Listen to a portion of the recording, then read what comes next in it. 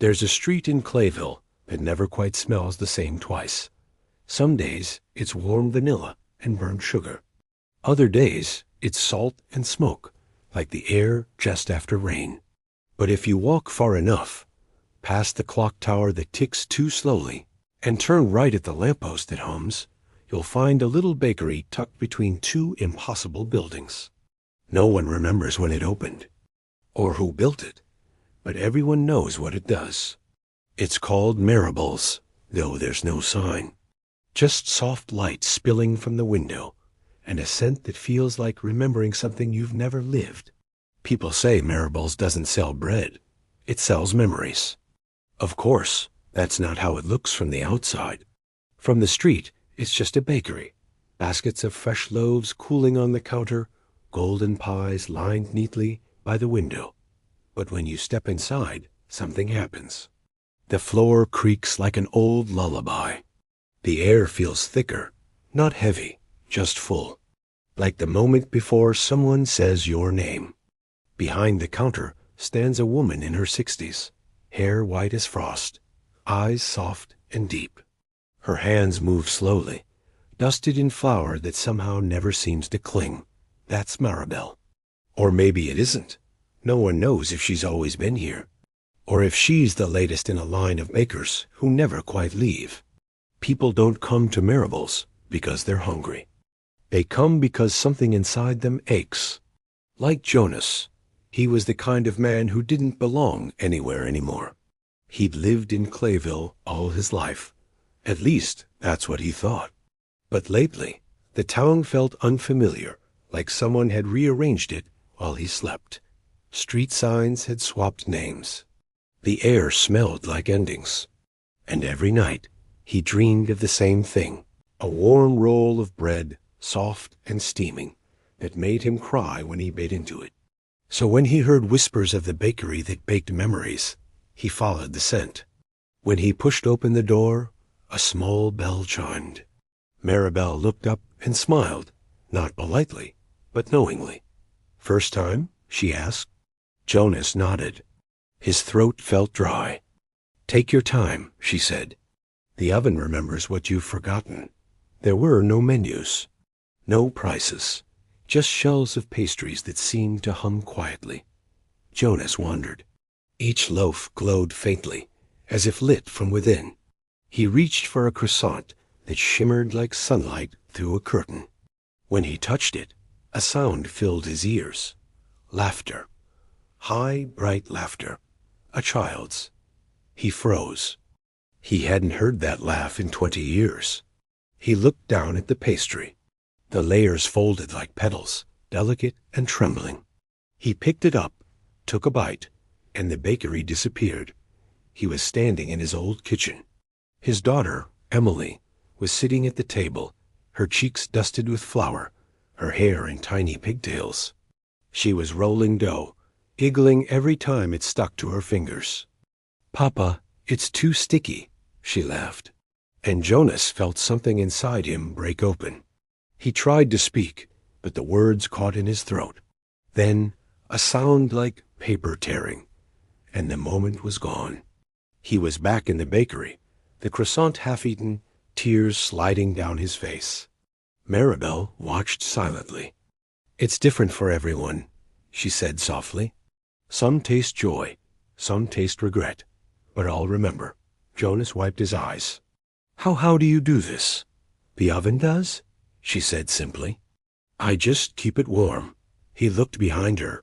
The oven was ancient black iron, etched with symbols he didn't recognize. It glowed faintly, like a heartbeat. Jonas stared at it. "Can I see it?" Maribel shook her head.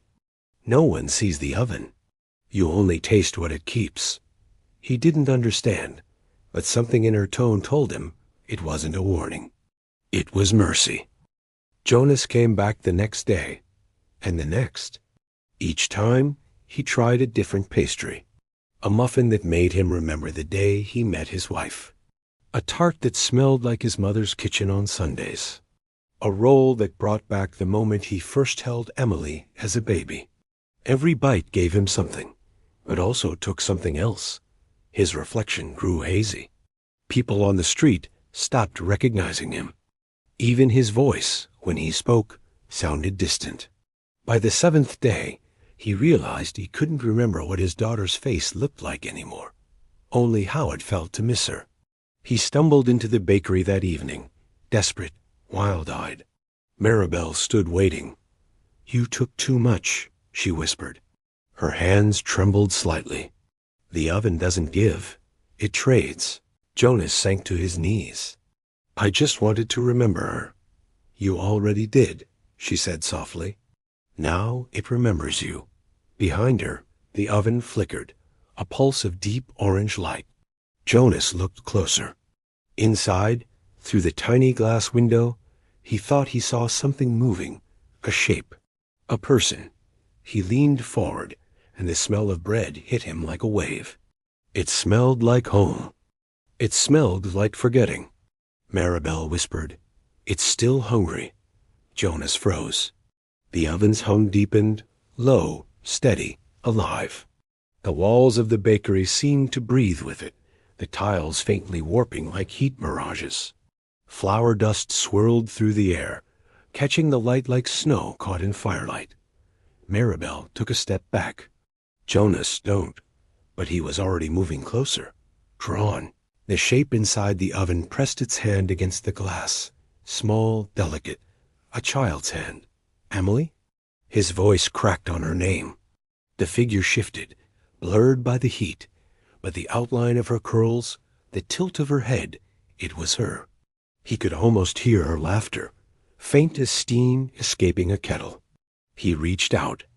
The warmth licked his fingers, inviting and dangerous, all at once. Maribel shouted, "Jonas, stop."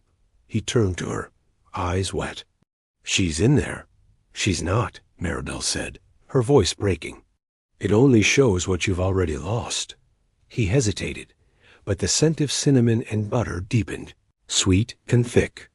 Memories bled into the air.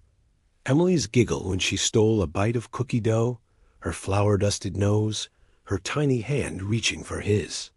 He whispered, "Just one more moment." And then he touched the glass, a soft hiss. The light swallowed him whole. Maribel cried out, lunging forward, but by the time she reached the oven, it was only bread. A perfectly baked loaf, golden brown, still warm. Her hands trembled as she pulled it out, cradling it like something living. The scent made her eyes sting.